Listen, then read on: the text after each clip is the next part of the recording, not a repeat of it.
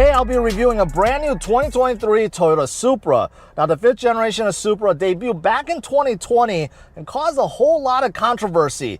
And one of the biggest problems, one of the biggest gripes people had with the Supra was the fact that it didn't come with a 6-speed manual, it only came with an automatic.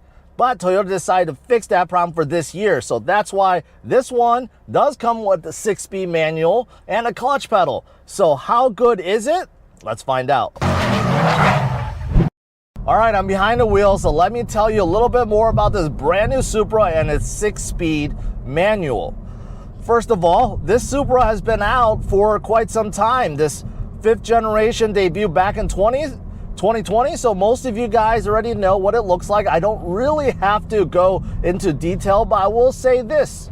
I think it's still a stunning looking car, looks very unique, and there's nothing else on the road that looks anything close to the Supra. Nothing within Toyota's lineup either. That's the strange thing. I mean, I just got done testing a GR86.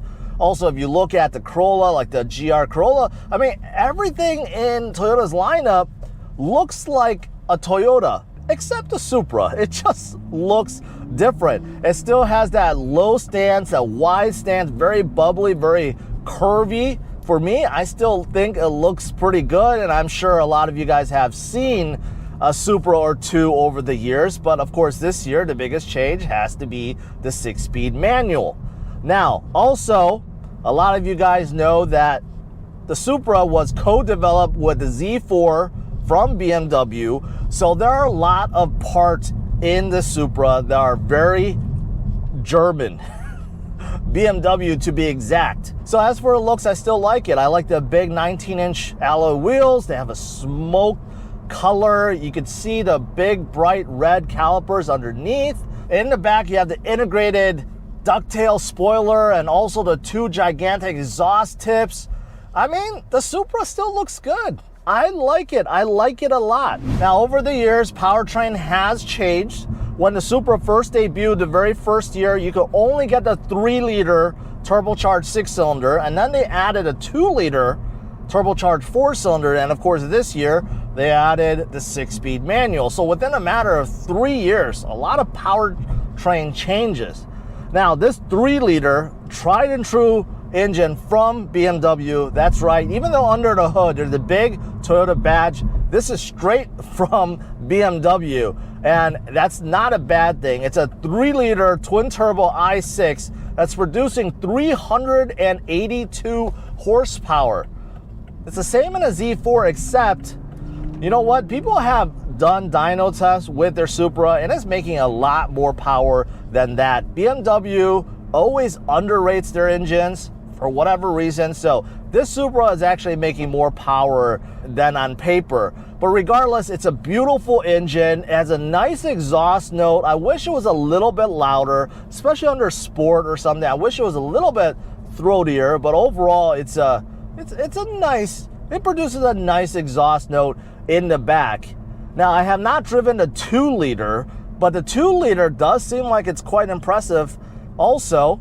Over 250 horsepower, a little bit under 300 pound-feet of torque. This one is coming in around 350-ish pound-feet of torque. So regardless of which engine you choose, I think you're not going to find the Supra being slow by any means, but this one is a hoot. It's fast. It's fast. 0 to 60 comes in under 4 seconds. The 6-speed manual is a little bit harder to accelerate 0 to 60, but overall, it's a fast sports coupe. Now, speaking of powertrain, what's so strange with this Supra with the 6-speed is it still comes with the engine auto start-stop functionality. And that's strange because I have not tested any other 6-speed out there, any other manual that has this feature. And those of you guys that drive manuals, you know, one of the most embarrassing things about it is if you stall, right? And when I first started driving this, I'm like, oh, did I just stall the car? No, it's because the engine automatically turns off, which is really strange. So remember that if you get into the Supra, you have to disable that, or you have to get used to it, and it's just really strange when driving a manual car. Whoa! Yeah, the Supra's fun. It's fun and it's fast. The gearing for the Supra is about right. I think if it was a little bit higher and you had to shift a little bit more, it would be more engaging and possibly a little bit quicker. But I think Toyota did this on purpose because they wanted to make the Supra still daily drivable so that you're not just shifting all the time. But I will say, if it was geared a little bit more aggressive, it would definitely be more fun.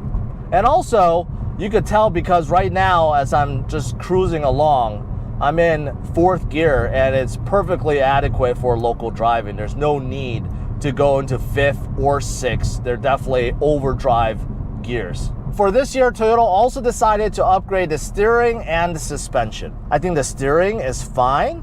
It could be a little bit more precise, but isn't too bad. There's not that much steering play. The heaviness is okay. I wish it was a little bit heavier. I just got done testing M2. I wish the weight of this steering is as heavy as that. Also, what I wish is the steering wheel to be thicker.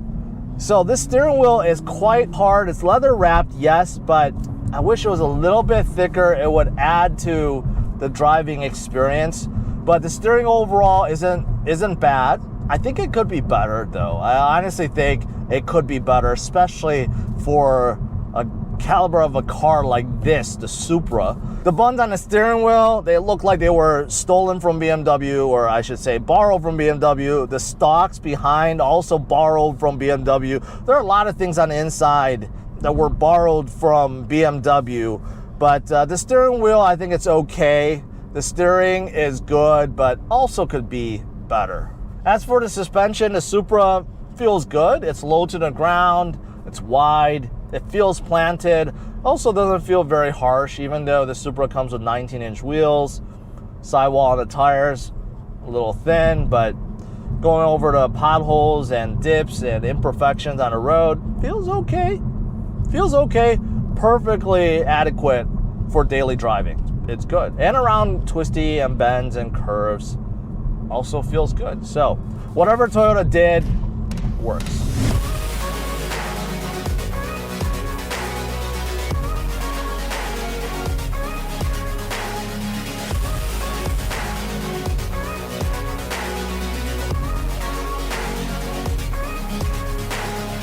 Now, as for the cabin is small. It's very snug. It feels even smaller than the GR86 I tested, and that car, dimension-wise, is much smaller than this car.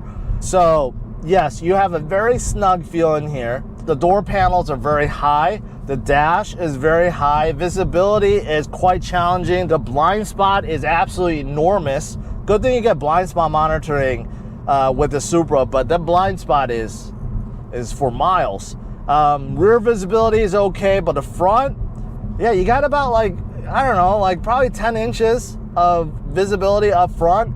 And if you put your hand on top of the steering wheel, it cuts into it another 2 inches. So you really do have to hold the 10 and 2 spot when you're driving around the Supra. So front visibility isn't the greatest. The side also isn't the greatest.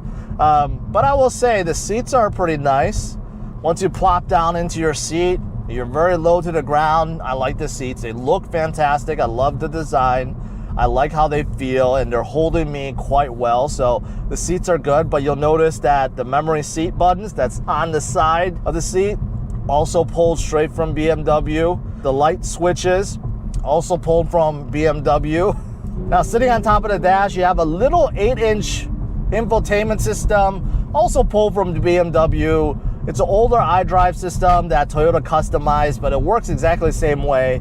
It's a little dim though, so I can't really even capture with my GoPro. It doesn't capture well. It works good enough, but to be honest, this 8-inch stretched out so far makes the images really small. So when you're backing up your rear view camera, I mean, it's not that usable. If this was upgraded to a 10-inch or a bigger 12-inch, be a lot more usable. You also get a digital gauge cluster. It's a smaller version. Again, it looks like it was pulled straight from BMW, and there's not a lot that you could do. You can't really customize it. you could scroll through like your trip computer, and if you turn on sport mode, you'll see a little difference, but that's about it. It's not very customizable either. It's just kind of there, and it kind of just works.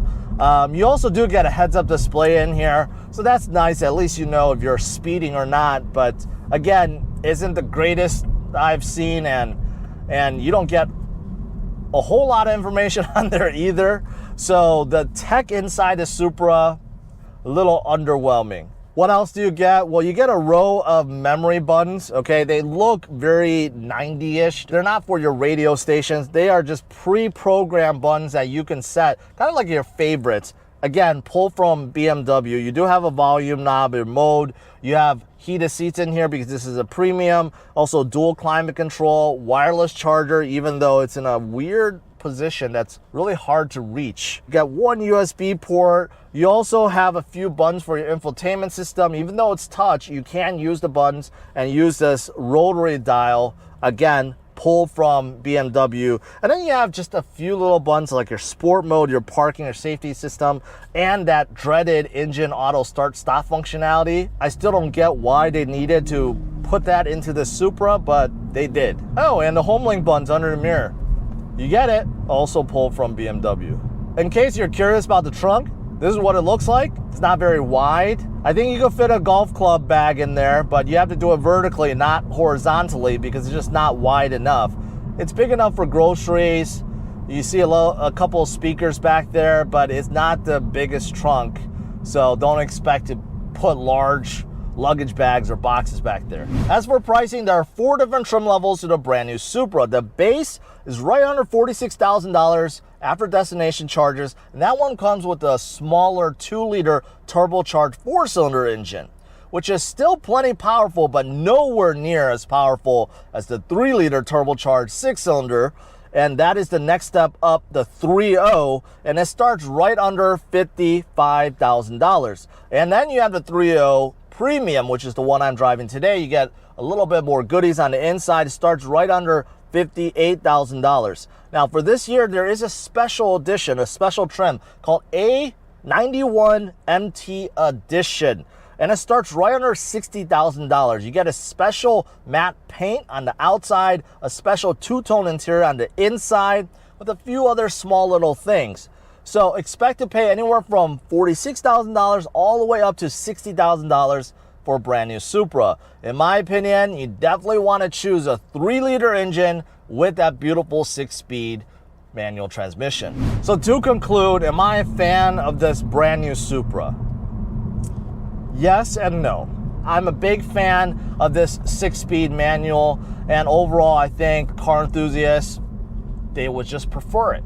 Especially on a car like this, a 2-door sports coupe that you just want to drive around on the weekends, perfect for it. Also, like I said, I like the looks. I still think it looks very unique, still turns heads. I see a lot of people watching me still while I'm driving around, so that's pretty good. And as for sports coupes themselves, there's just not that many left. A lot are being discontinued these days, right? And it's even harder to find ones that look as good as this and as powerful as this, and still comes with a 6-speed manual. Again, something that's a rarity these days, right? So I think all these things are great, but why I don't like it is this, because I just drove a GR86 and I had as much fun, if not more fun, in that car than the Supra.